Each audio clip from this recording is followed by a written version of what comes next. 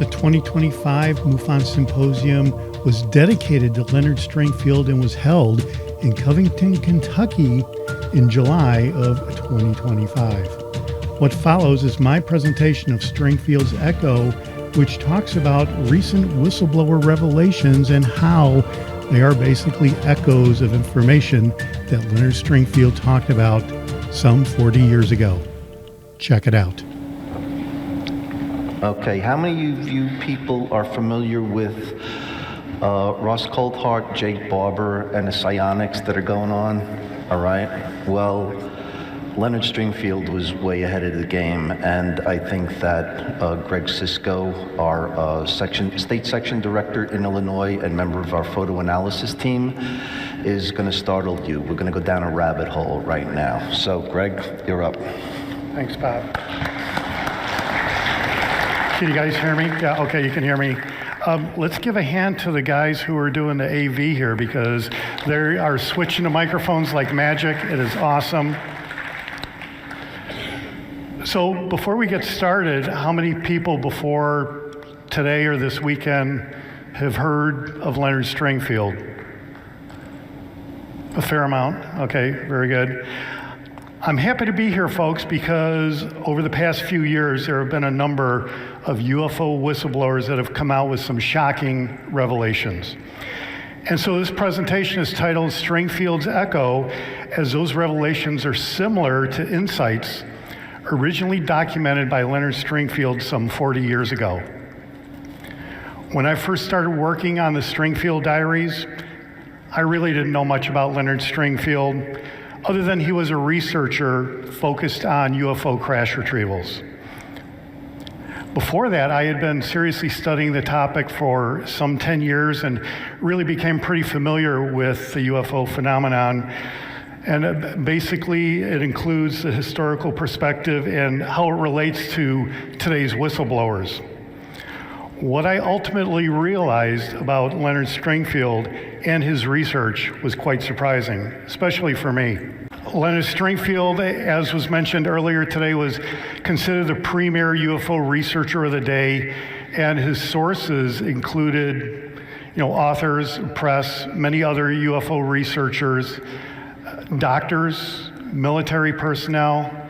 And I was really shocked at this. I had no idea that Leonard Stringfield was as central to the UFO world, basically. I don't know, I guess I thought he was like, I don't want to say charlatan, but maybe someone that wasn't, genuine. He was really grabbing on to the crash retrievals and the gray aliens and stuff. I really didn't know anything about him.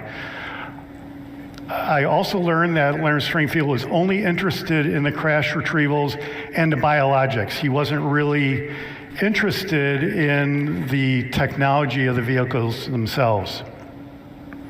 He had dozens of first-hand sources that we heard about earlier today, and he famously refused to name the sources for their own safety. And this was really a source of conflict for some famous UFO researchers, and many of them were named in the diaries, and one of them was Stanton. So many references to the truth coming out were listed in the diaries, and this was like in the 1970s. There were statements and letters sent to Leonard Stringfield where so many firsthand sources are coming out that for sure the truth was going to come out in the mid-1970s, like 1974. And here we are 50-something years later, and we're still talking about that today. It's like UFO Groundhog Day in some cases.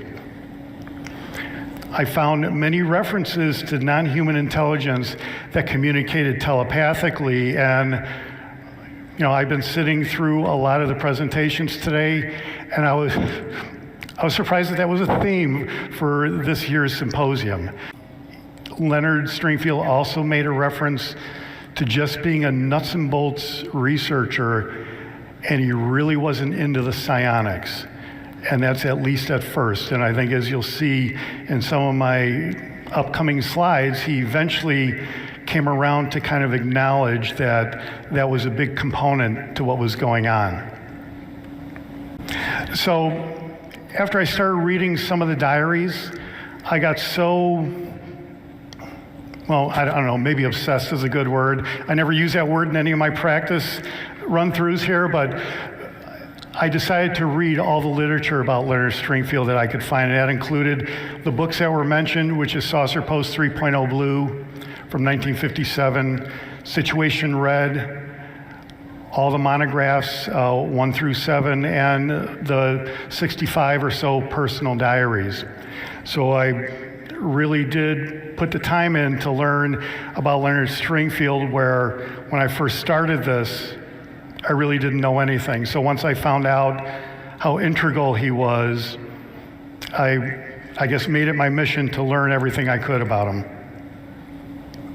These are some of the notable moments that I had after I ran through all of his literature, and the first one here is, it says numerous crash retrievals, but what that really means is over the 20-year span of his literature, the description of the crashed UFOs were similar throughout those 20 years. They were lightweight, the metal couldn't be damaged, and time after time after time, you would see similar descriptions from sources that really, it seemed like, had no communication with each other. So I guess my point is, there'd be no reason for similar descriptions unless that was really what people were seeing.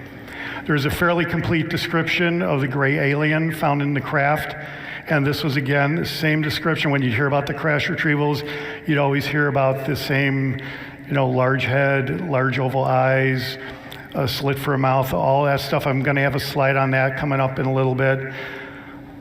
The third one here in Diary 37, which was from 1980, really shocked me. There was a reference to a headset or headband transceiver.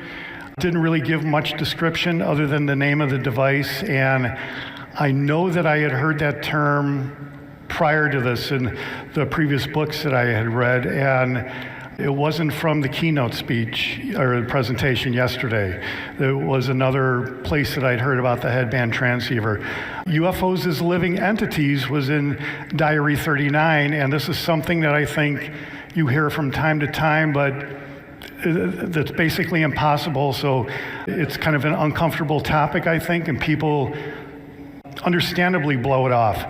There was a story of a CE5 type meeting in Missouri in 1982 in Diary 46, and there was a medium from Pennsylvania that invited Leonard Stringfield to some meeting that Leonard didn't really understand why he was going there, but the medium explained that the aliens wanted to reveal themselves, but it was only to Leonard Stringfield. It was one of those things where you're the only guy that they will talk to and reveal themselves to you. Well, the meeting happened and it was unsuccessful, and the medium was a little bit embarrassed, I guess you could say. There were references to overly large helicopters that were seen to change shape, and I thought that this whole thing was similar to the current drone sightings in New Jersey. So I've got a slide on that coming up too.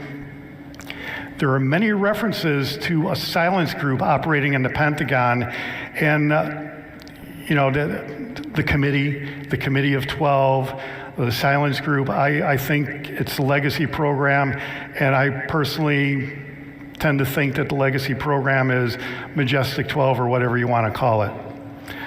Then in Diary 38, I'm minding my own business, reading the diary, and then all of a sudden, Report 13 pops out. And Report 13, I don't know how many people would really know what Report 13 was, or why it's important, or why it's possibly controversial. But we do know that Project Blue Book Special Report 14 does exist. Stanton Friedman certainly used it in a lot of his lectures, and the report can now be found, among other places, on the blackvault.com, along with reports 1 through 12, and they were all published in the early 1950s. The report that's always been missing, sort of mysteriously missing, is Report 13, and I think it would be the Holy Grail, or one of, we heard about a Holy Grail earlier, but one of the Holy Grails of UFO research, if the report existed. As I would eventually find out, Leonard Stringfield, of course, did have information about Report 13 in his literature from one of his many sources, and a summary of that report can be found in Crash Retrieval Status Report 3, and here it is. So the report was published in 1953, but never distributed, and it was ordered destroyed, kind of like the estimate of the situation from the Project Sign days. The report was said to be 624 pages in size. It covered all UFO activity from 1942 to 1951. It contained information on all the UFO mysteries, and this included detailed photos of crashes and the beings, cattle mutilations, and it actually listed a human mutilation, which I think was before that kind of sort of unheard of. Stringfield's diary number 59 has kind of a complete description of how this information was obtained. The source was a person whose name was William English. I don't mind listing UFO Crash at Aztec here because Leonard Stringfield begrudgingly wrote the foreword to that book. One of the crash retrievals that I found in Diary 47 actually was a shock to me because it was a letter that Leonard Stringfield received from a researcher in the UK in February of 1981. And I believe it was the first time he was informed of the Rendlesham Forest incident. And basically it was about a metallic craft with entities encountered. The base commander finds a damaged craft on the ground with three beings in silvery suits suspended in beams of light, repairing their craft, and the men in black were inquiring about the Bentwaters event. And, I've seen all the TV shows with all the Bentwaters and Rendlesham Forest information. I know Jim Pennison, probably friends.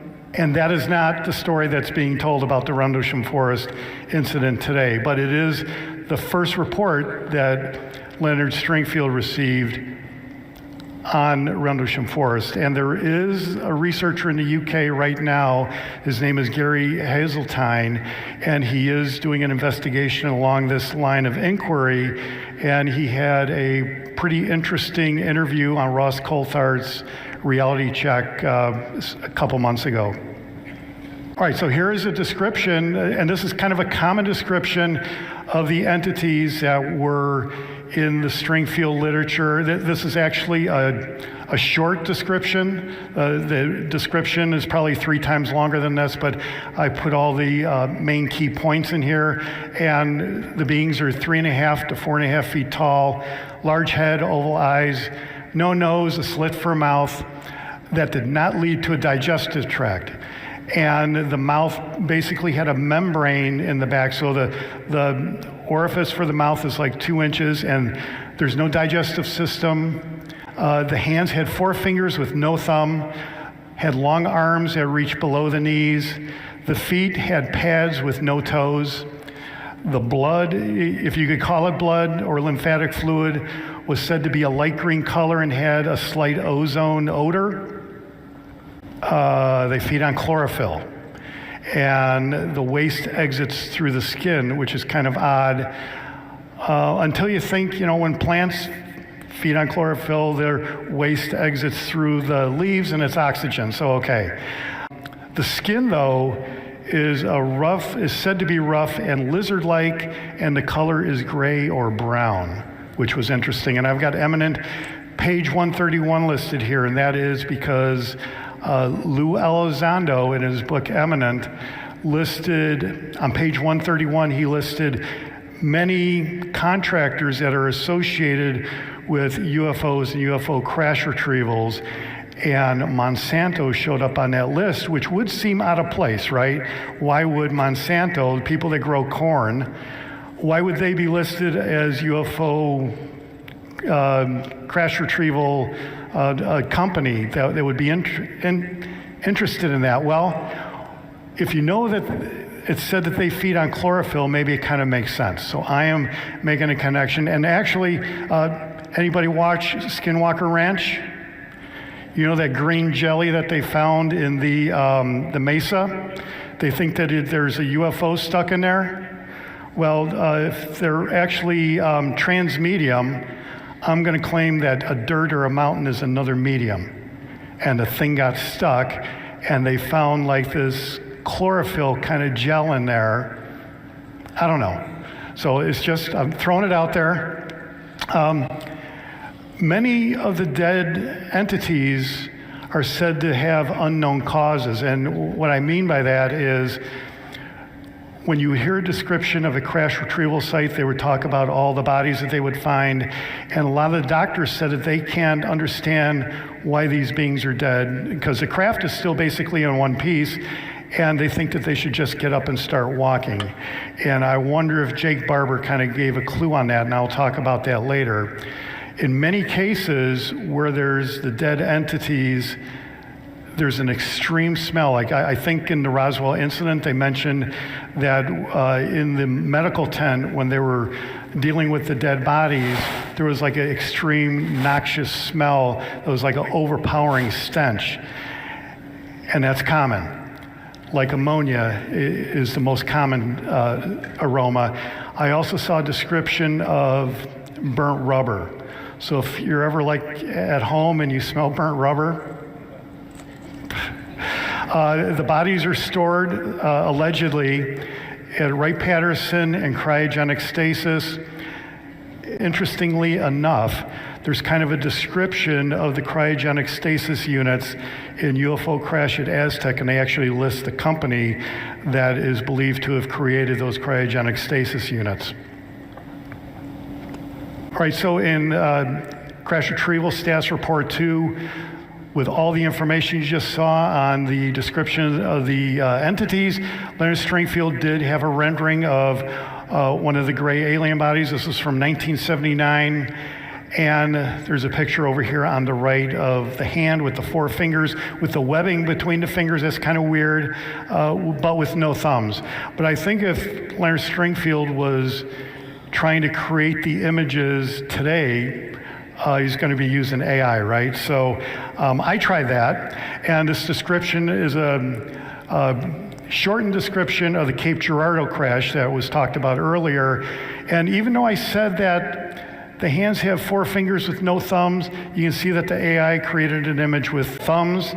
I got into a whole discussion with the AI about why it's not giving me the image that I'm requesting.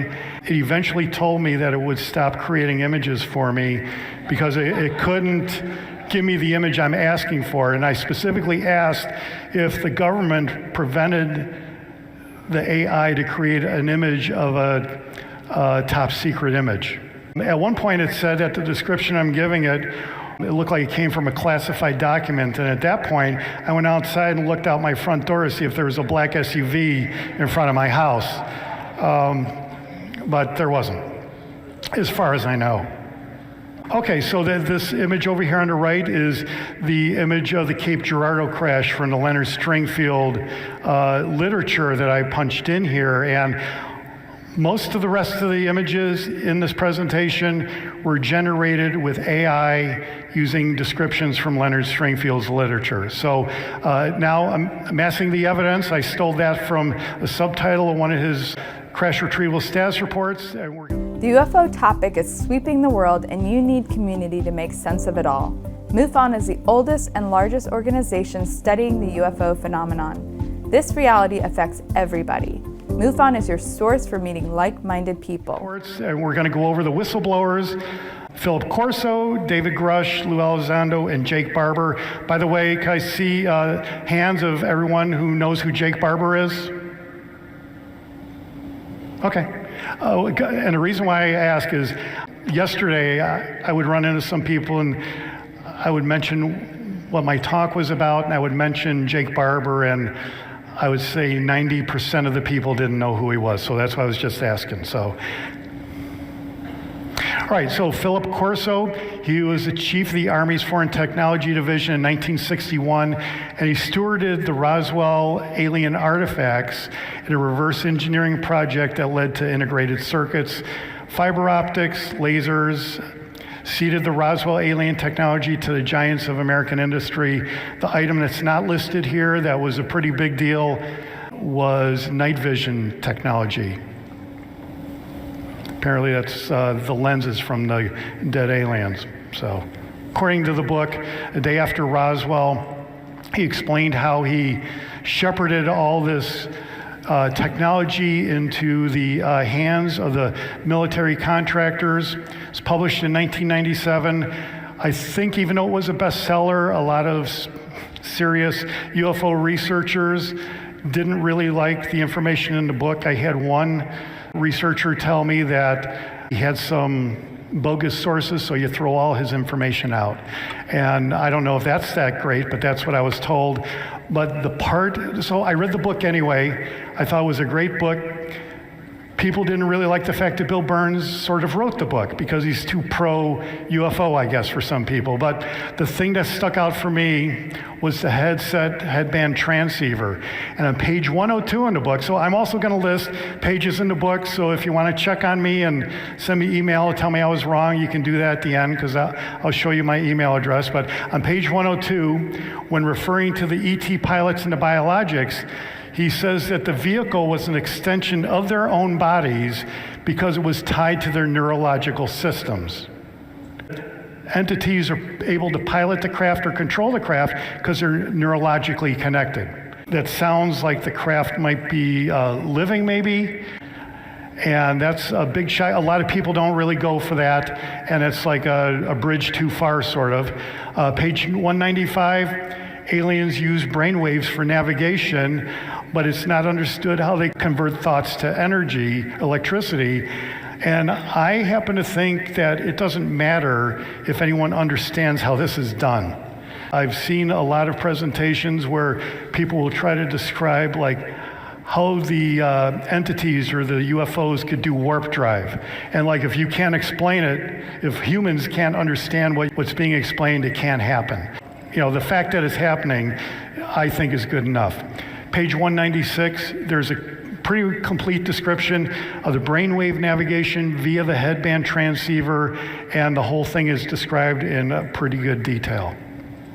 Next is David Grusch, and yeah, he was a former intelligence officer who claimed the government is working in collaboration with private military contractor companies, and he worked on a special secret access program, recover and reverse engineer non-human craft and entities, alien bodies. People have been threatened and killed to protect the secret. He had his famous interview with Ross Coulthard in the spring of 2023, and then the big congressional hearing, I guess it was in July of 2023. And at that hearing, I think he validated the essence of what Philip Corso was talking about, and that is somebody was shepherding the technology to the military contractors for reverse engineering. So people didn't like it when Philip Corso mentioned it. When David Grusch mentioned it, they were complaining because he was like a second or third hand witness. But I think after he had this testimony before Congress, it kind of legitimized more of the claims of Philip Corso. And I don't know if anyone owes Philip Corso an apology or not, but I think he should be appreciated a little bit more than what I was led to understand that his reputation was. So Lou Elizondo, I think everyone knows Lou Elizondo. In August of last year, he released Imminent, a book where he came clean with a lot of items that he would hem and haw about during his podcast interviews. Roswell actually happened. He's talking about that now, but his source for that was Hal Puthoff. He talks in his book about remote viewing. That's a big thing. He even has experience with remote viewing. He talked about the Collins Elite, a cabal in the Pentagon that thinks it's all angels and demons. And you got to wonder how there can be this presence in the Pentagon for decades when the top brass in the Pentagon are regularly turning over. Why is there always this presence in the Pentagon that has this opinion? Has anyone ever seen The Day of the Dove from the original Star Trek series? Yeah, okay, there you go. So a couple people understand what I'm talking about. But on page 100, Lou Elizondo talked about the fact that the UAP appeared to be vulnerable to electromagnetic pulses. You know, when a nuclear bomb goes off, it releases an EMP, and they appear to be vulnerable to that kind of interference. And famously, in the late 1940s, there was this FBI memo where our old primitive radar was said to drop a lot of these UFOs, and that's why a lot of them were crashing. So it's not like, you know, they could come here from there, and why are they crashing? Because they can't pilot. Well, they're running into things apparently that's messing them up that they obviously wouldn't expect would happen. But he speculates that maybe the EMPs caused the Roswell crash. I don't know, but he speculated.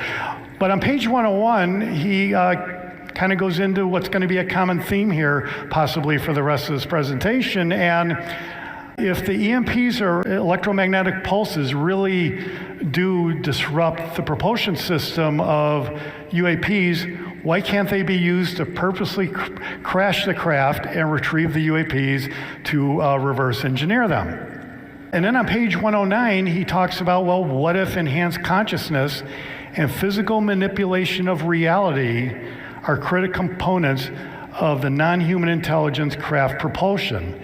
And he said he didn't really buy into this, but he mentioned it, and I think he was looking at all his experience, and this is what he is sort of forced to admit, I guess, that there could be something to this. But a paragraph below that, he admits that Honeywell, a well-known company, developed a headset transceiver to control aircraft. Basically what we were talking about a little bit earlier, and he speculates that the UAP could use the same sort of technology, and it's like, well, no kidding. Philip Corso mentioned that in A Day After Roswell, and apparently, I'm guessing it took 50 to 60 years for that technology to develop to become a thing. But that wasn't my biggest takeaway. My biggest takeaway was on page 244, and on page 244 of Imminent, he talks about the legacy program. He says it started in 1947, so immediately I make the connection to the Majestic 12 legacy program, and then he goes on to describe the legacy program's efforts to capture UFOs, collect and reverse engineer the vehicles, and in some cases collect NHI specimens. And the book has been out since August of 2024. This should have been pretty big news instead of like zero news. No one is really commenting about this at all, and I think it was basically on by design from the people, the legacy program, who are trying to keep this kind of hush-hush. All right, next up, so Jake Barber is the next guy here, and he had his famous interview with Ross Coulthart in January of 2025. Is anyone taking a pool on when he's going to have his congressional hearing? Probably won't be anytime soon. But the big deal seemed to be the egg video, and I've got a screenshot of it right here. MUFON got so excited about the egg video that they created their own video and had the photo analysis team give their opinion of what they thought of the egg video. I was one of the 4 people that gave an opinion, and let me just say the opinions ranged from it was a Hollywood hoax to it just might be real because they said that the Tic Tac videos, the Fleur and the Go Fast videos, were fake too. And they turned out to be confirmed by Department of Defense. But I think the egg video, it's not really bogus, but it took away from what Jake Barber was really talking about. The explosive thing that Jake Barber mentioned was that psionics are used to call and attract UFOs and invite them to land. If they don't land, they're blasted by a technological device and brought down. And Jake Barber mentioned link loss, where if the psionic operators who are attached to the craft and invite them down don't disconnect before they're blasted, they'll have link loss. And I think what that is similar to is, I think we've probably all upgraded some firmware on a computer or some other kind of device, and it always says, whatever you do, don't power off until the operation's done. And if you're halfway done and you lose power, when you boot back up, you're going to have a brick. Well, it seemed like what he was alluding to is the psionic operators could have a problem similar to that if the craft gets brought down before they're ready to bring them down. Then he says the UFOs are then transported by a helicopter to an area where they are reverse engineered, and somehow I caught the fact that he termed this a gift. So, I don't know, I thought that was kind of odd, but that's what he said. In some cases, biologics come with the UFOs, and this is pretty much identical to what Lou Elizondo said in his book 6 months earlier, in my opinion anyway. But wait, there's more. Because he says that the craft are sentient, but the biologics inside are not. So I don't know if I should let that sink in or something, but it's kind of a big deal if it's going the other way than what, like, my car isn't sentient. I think I'm the sentient one, and my car is not. So he's saying kind of like the reverse here, and he calls either the craft or the biologics inside, he actually termed them meat robots. I don't know 100% what he meant by that, but that's what he termed either the craft or the beings inside. The craft appear to be more psionically compatible with children and certain types of native peoples. So, where you hear occasionally about UFOs showing up at schools and the little children go out, and now maybe you know why. The psionic operator must project love, and if anything is off, it won't work. He also mentioned that there was a type of technology used to call UFOs, and I'm speculating whether it's, a headset transceiver. The experiencer phenomenon is happening for a lot of people just like you all over the world. People are telling very similar stories about personal encounters with non-human intelligence. Our experiencer community is growing every day. Join MUFON, find your friends. All right, so now we're on to the Stringfield echo part of this, and this is sort of like things that I found in the Stringfield literature that kind of mirror what a lot of these whistleblowers are talking about. And anyone recognize the square cube inside of the translucent sphere? Ryan Graves? Okay. Anyway, are UFOs living creatures? What is Stringfield? Does Stringfield have anything on that at all? Well, in Diary 39 from 1981, he had a newspaper clipping that I couldn't really figure out where this newspaper came from, because there's some chicken scratch up here in the upper right that I couldn't figure out what that was, and it took me several months to figure out that it said the National Enquirer.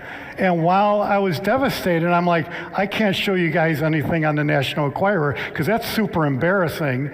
I watch Men in Black like probably a lot of people did in the 1980s, a lot of the folks here, and the only real UFO news came from the National Enquirer, so here we go.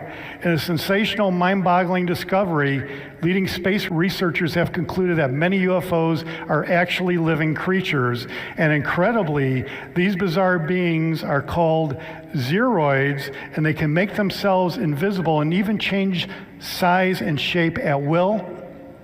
They're super intelligent life forms. They've been visiting Earth, roaming through the universe for billions of years. I don't know how they know that, but I guess that's what the scientists found. And they frequently appear as bright balls in the sky.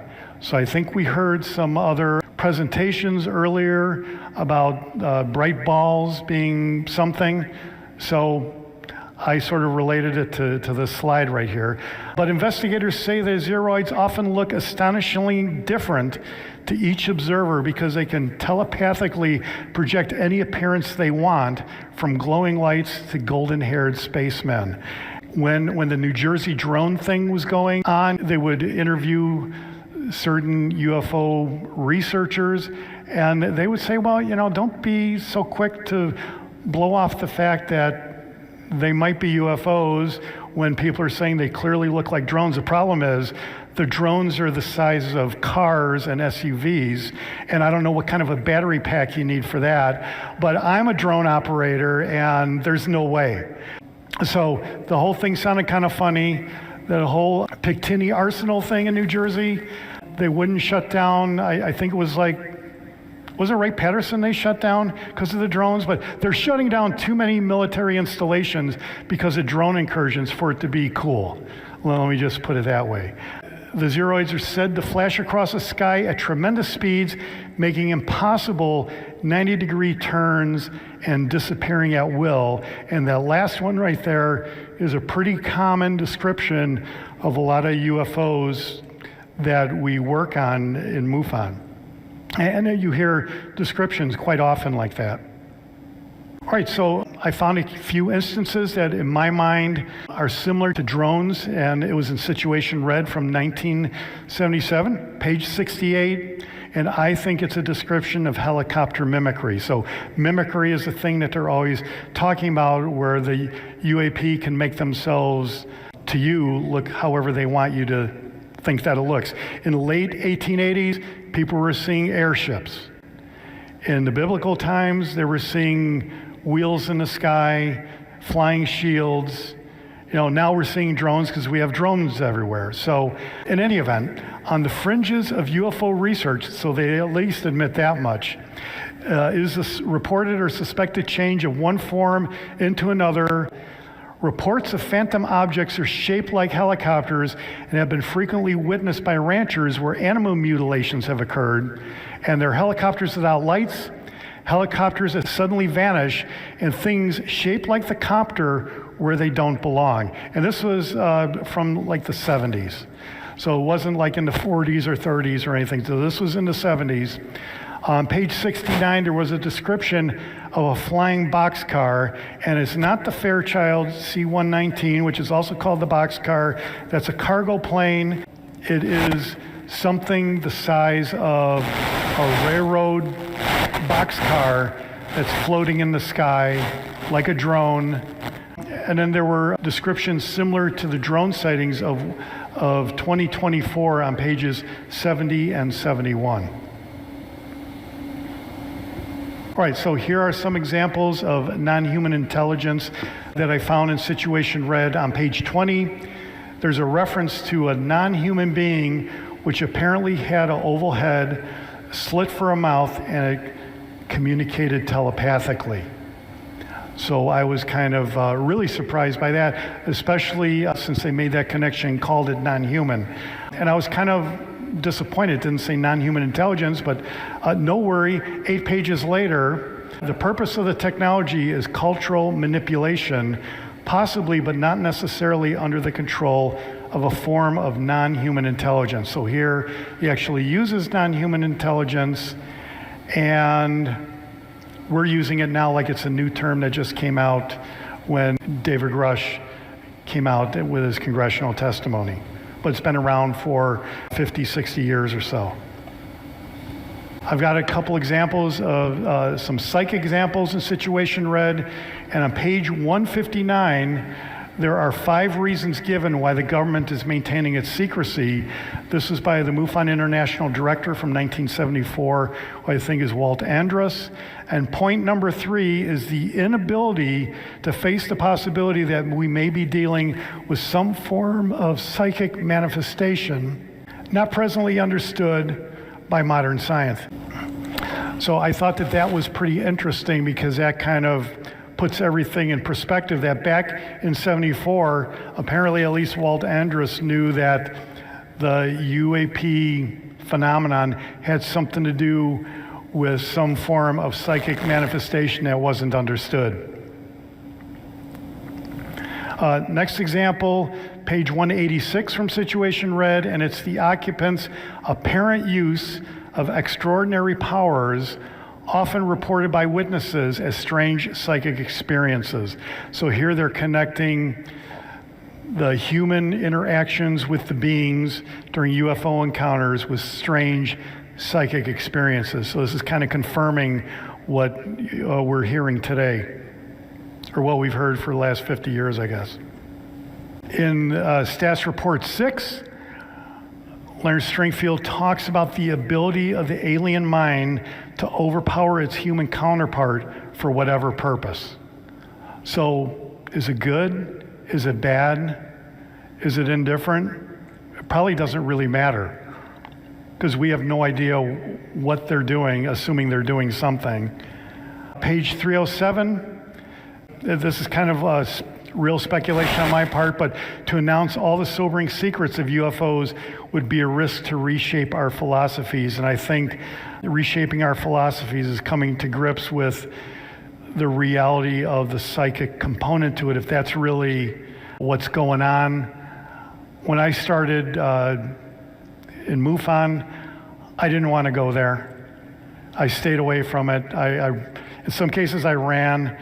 You know, Sam Maranto, who we saw earlier, was my state director. He would assign some cases where the witnesses would be abducted or something, and it freaked me out. It might still freak me out, but you know, at least I'm coming to grips with the fact that there might be something. It might be real after all. Okay, so these two slides are about the headset transceiver, and what does Leonard Stringfield talk about the headband transceiver? This is the echo part in Stringfield's literature, and it was something I found in Status Report 2, Crash Retrieval Status Report 2, Case A7 in the comments, and he talks about a device worn by some recovered alien entities, a so-called headband. It's also called a transceiver. One of these devices was procured in the 1962 retrieval, and they believe it could possibly be like a universal translator from Star Trek. A source at Bell Labs says it was used for brainwave projection, so it seems to be like a common theme. Developed and reverse engineered by the Air Force, no big deal there. But in bold here, I have the actual functioning use of this device as listed in Status Report 2, published in 1980. So this is 45 years before Jake Barber even came on the scene. Might have been before he was born. I haven't checked him out to see when he was born, but it was 1980. The device, the headset transceiver, was used to call UFOs, talk them down, and force a landing, which is identical verbiage, I'm going to claim, to what Jake Barber's talking about. And there is this correlation there. So now you have more than one person talking about this. All right, so now we are on to kind of the last item I have here. I have a couple more slides after this, but the Moriches Bay, Long Island incident, 28 September 1989, which is a huge story in Status Report 6. It covers like 20 pages in the book that Michael was talking about earlier. But it's the mysterious retrieval of something in the murky waters of Moriches Bay. And what the authorities wanted everybody to believe happened was that it was a normal crash retrieval operation. There were also the possible recovery of a Soviet space debris of some type. There was unusual activity at the Coast Guard base where they noticed an unnatural amount of military vehicles and civilian vehicles. They just noticed a lot of action at the base. And there were reports from emergency responders and fishermen, dozens, if not hundreds of reports about something happening at Moriches Bay. But no big deal, it was just a crash retrieval, but I don't think they ever said what they actually recovered. There are also reports of pulses of blue light in the recovery area. So what actually happened, according to the Long Island UFO Network, who did a pretty extensive investigation on this, was dozens of witnesses reported amber lights, up to 6 lights in the sky, a few hours before the crash retrieval incident started. Actually, when you read the full report, you'll find that similar amber lights in the sky were spotted a couple days earlier, maybe a couple weeks earlier. But there were also reports of a boomerang object the size of a football field associated with these amber lights. Whatever it was was seen by the public relations director, Brookhaven National Laboratories, and the director actually filed a report with these folks, and I think Brookhaven wasn't necessarily all that thrilled about it. But there was a report of 2 helicopters transporting an object which was slung underneath by cables, and the description sounds a lot like that egg video that was with the Jake Barber story. The bottom line, though, by the time you get to the end of the Moriches Bay incident, this information was from somebody in the Pentagon. It was like a secondhand source, but whatever happened involved the downing of a UFO with a Star Wars SDI type weapon. There were 18 fatalities after the craft crashed. There were 18 fatalities as aliens fought back with an ultra low frequency weapon, and the weapon can destroy the molecular cohesiveness of known matter. It sounds like right out of Star Trek, like Klingon Disruptor or something. Interestingly, in UFO Crash at Aztec, they mentioned a similar weapon with the molecular cohesiveness thing may have been what destroyed Captain Mentel's crash in January of '48. I don't know, but it was in there, so I thought I would mention it. Then this is the part that really shocked me. Some of the dead were psychics who were there to communicate with aliens, and it sounds like there was a team of psionic operators similar to the team of psionic operators that Jake Barber described in his legacy program crash retrieval operation. Then there were pulses of blue light seen in the area of the downed craft, and it's speculated about whether it's a weapon or not. And in Diary 63, there's a 17-page Aquarius document that Bob's going to talk about in a little bit, and there was something called Project Gabriel. It's a low-frequency pulse generator, and it was determined that UFOs are vulnerable to this type of weapon, and this includes the craft's weapons as well. Like, I didn't know the UFOs had weapons, but apparently they do. So this information was provided by an anonymous physicist at Brookhaven National Laboratories. He was, I guess in the report, Dr. Nick. And he said that what happened in Moriches Bay, the device used to down the UFOs, like, I don't know if it was Gabriel, but the doctor is saying that the device used to down that UFO was a Doppler radar system made by AIL Electronics. The weapon was used to disrupt the field propulsion system of UFOs, and the weapon was tested on a 60-foot UFO. It was a recovered boomerang, and it was levitating 100 feet off the ground. And after the weapon deployed and discharged, the craft dropped immediately. As the weapon charged, a blue plasma glow appeared on the antenna. So I'm speculating that that is probably what the blue flashes were that was observed during the incident. So AIL Systems does in some ways exist today. According to AI Overview, it says that the company was founded in 1945. It's a company that provides engineering services in the field of electronic systems with a focus on defense and aviation, and it includes products like defensive avionics and jamming systems, which is right, like, that's in the sweet spot of what you need to be able to down the craft. It's merged with another company, apparently. So in July of this month in the MUFON Journal, I wrote an article called Gabriel's Trumpet, which kind of describes this. You can check out the July MUFON Journal to check that article. But at about the same time the article came out, like, I'm not saying he ripped me off, but Ross Coulthard is now talking about a high-pulse microwave weapon in his Reality Check Q&A from a month ago. And there's rumors of a high-pulse microwave weapon that allegedly distort or interfere with the electrical field, some kind of plasmatic field around the alleged NHI craft, I guess, do this. And that means the propulsion system is deactivated and the craft crash. And one of his sources, one of Ross Coulthard's sources for this weapon was Jake Barber. So why is the truth still hidden in spite of the fact that there's multiple correlating witnesses? Well, all the way back in 1957, Leonard Stringfield wrote on page 113, essentially what I'm saying is sort of too terrible to tell. And, is the story of interplanetary saucers just too fantastic for the conventional mind to grasp? And I'm going to say yes, if the psionics have anything to do with it. Like I'm sort of figuring it might be the case. So, or are UFOs a thing of violence or potential violence? And if so, then the policy of secrecy makes sense and is understandable. And I've got report 13 noted there just to, put a little extra on it, I guess. But the final thought that I have was a nugget of wisdom I got from Leonard Stringfield at the end of Status Report 6.